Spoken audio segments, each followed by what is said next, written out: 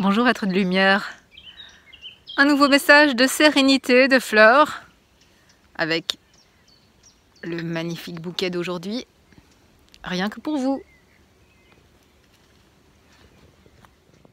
Je ne résiste pas à la joie de partager avec vous une correspondance avec mon ami Étienne au sujet de la période particulière que nous traversons maintenant. Voici la lettre d'Étienne. Merci pour tous tes beaux messages que je prends plaisir à voir, écouter, respirer sous ton beau soleil et nature de Winnen avec tes amis chiens qui passent dans la caméra de temps en temps. Ici en France, tu sais, c'est le confinement contrôlé. Moins pour ceux qui vivent dans cette merveilleuse nature de campagne retirée, car leurs valeurs sont déjà bien inscrites dans le bon sens de la vie, sans les embarras et les besoins de la société de consommation. Et c'est cela le paradis, pour l'esprit, le cœur et la méditation de l'essentiel, le beau dans toute sa simplicité et son immensité. Je pense bien que tu vis tout cela aussi, cela se sent quand nous te voyons sur tes vidéos. Tu partages ta lumière, c'est ton don pour nous et pour ceux qui sont dans cette société et qui veulent découvrir l'étincelle d'autres possibilités. Je t'encourage dans ta formidable communication. Je t'envoie quelques fleurs qui te ressemblent, parfumées et légères. Un de mes désirs depuis toujours, le jardin de roses ici dans cette montagne d'Ardèche, un chemin de paix, d'amour et de beauté, et les roses le savent, pour le partage des yeux, du cœur de celui, de celle qui passera et cherche. Merci Étienne. Voici la réponse. Tu n'imagines pas à quel point ton message m'a fait plaisir. C'est une bouffée d'air frais, de roses et de joie d'une autre lointaine campagne, et un véritable encouragement à continuer mes petites capsules. Effectivement, le confinement est un soulagement pour la planète entière. Rien qu'à voir le ciel silencieux et vide d'avions, les routes paisibles et sans voiture, les animaux qui se baladent dans la ville sans craindre cette propension humaine à l'anéantissement de la vie. Cette pulsion de violence qui éradique tant d'espèces. Ceux qui se plaignent ne voient pas qu'il y a moins d'accidents, moins de pollution, moins de destruction de la planète, moins d'agitation et d'encombrement, moins de stress. Nous sommes impuissants face à ce qui arrive, alors autant lâcher prise et en profiter. C'est pour les humains une merveilleuse opportunité de ralentissement, de retour vers soi et de ressourcement. S'alléger de poids, même si l'on avait déjà commencé par ailleurs. Réfléchir, lire, s'essayer à la méditation. Rester seul, enfin. Ne pas s'encombrer d'humains toute la journée, ni fuir l'être intérieur par un emploi du temps compact de distraction. Certains ont peur. Il était temps. La peur de la mort ne devrait pas attendre le dernier moment pour frapper à la porte de l'être essentiel. Posons-nous les bonnes questions plutôt que de jouer à l'autruche avec la tête enfouie dans la matière. Suis-je prêt à partir aujourd'hui, avec joie et sérénité? Suis-je satisfait de ce que j'ai accompli, de ce que j'ai donné? Sinon, il est grand temps d'agir et de commencer à être. Ce n'est pas une question d'âge, de responsabilité ni de niveau social. Nous sommes tous les créateurs de notre vie. De nombreux citadins regardent autour d'eux avec scepticisme, prêts à bondir sur les McDonald's et sur leurs fusils pour aller chasser. Mais pas tous. Certains écoutent peut-être qu'il est possible de vivre autrement et s'interrogent sur leur vie écoulée, cette vie trépidante qui précède une voie qui pourrait être différente. La larve frémit dans la chrysalide. Il y a encore du chemin. Le miracle de la vie est en route.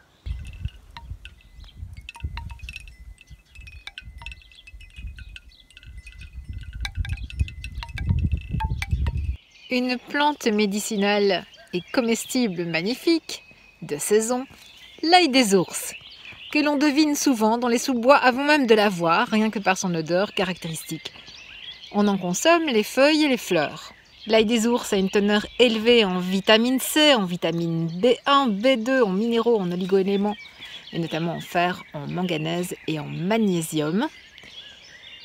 L'ail des ours complète avantageusement une cure de printemps, souvent en sève de bouleau pour beaucoup d'entre vous.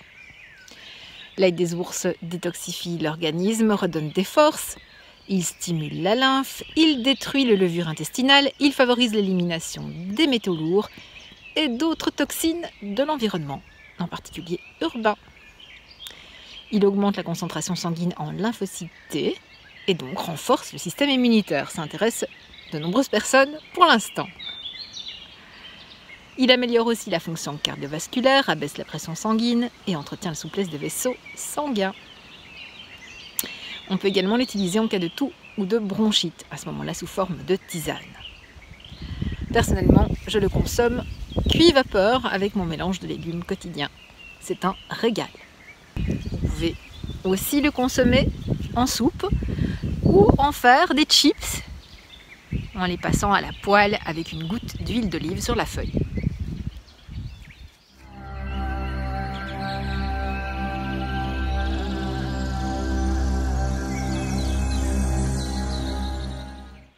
Ardha Sirsasana, la demi-posture reine. Ardha, demi, et Sir, la tête. La demi-posture sur la tête.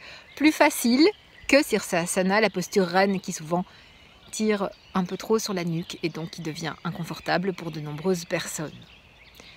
Ardha Sirsasana également permet la stabilité de manière immédiate. Donc nous nous plaçons à quatre pattes, les doigts entrelacés, les coudes sous les épaules. Nous plaçons la tête entre les mains. Si vous craignez que ça tire trop sur la tête, n'hésitez pas à replier le bord de votre tapis pour former un petit coussin sous la tête.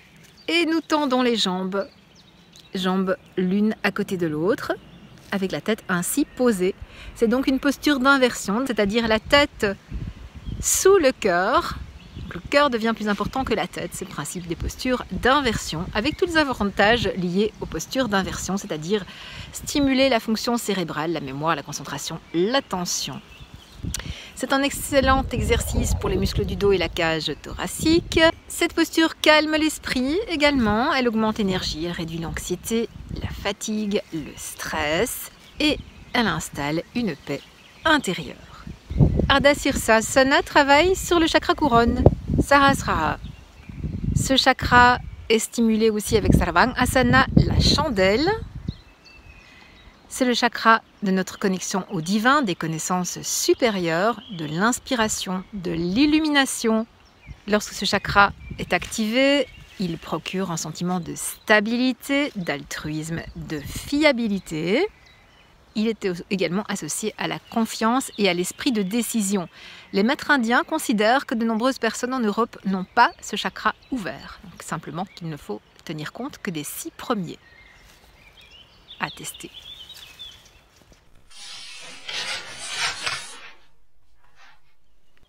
La confiance est la plus grande intelligence. Pourquoi les gens n'ont-ils pas confiance? Parce qu'ils ne font pas confiance en leur intelligence. Ils ont peur, peur qu'on puisse les tromper. C'est pour cela qu'ils doutent, parce qu'ils ont peur. Le doute provient de la peur. Le doute vient d'une sorte d'insécurité. Vous n'êtes pas sûr de votre intelligence. La confiance demande une grande intelligence, du courage, de l'intégrité. Il faut un grand cœur pour cela. Si vous n'avez pas assez d'intelligence, vous vous protégez à travers le doute. Si vous avez de l'intelligence, vous êtes prêt à aller dans l'inconnu parce que vous savez que vous pourrez vous y installer même si le monde connu disparaît, même si vous êtes laissé dans l'inconnu. Vous serez capable de vous faire une maison dans l'inconnu. Vous faites confiance à votre intelligence. Le doute est sur ses gardes. L'intelligence reste ouverte car elle sait que quoi qu'il arrive, vous pourrez assumer le défi. Le mental médiocre n'a pas cette confiance en soi. Le savoir est médiocre. Être dans un état de non-savoir, c'est l'intelligence, c'est la conscience, et rien ne s'accumule. À chaque instant, tout ce qui arrive disparaît Ça ne laisse pas de traces, aucune trace existentielle. On en ressort pur, à nouveau innocent comme un enfant. N'essayez pas de comprendre la vie, vivez-la. N'essayez pas de comprendre l'amour, découvrez-le. Alors, vous saurez, et cette connaissance viendra de votre expérience. Cette connaissance ne détruit jamais le mystère. Plus vous savez qu'il vous reste beaucoup à connaître. D'ici la joie de partager en direct la campagne du printemps avec vous, je vous souhaite de rayonner intérieurement et extérieurement. D'ici la fois prochaine.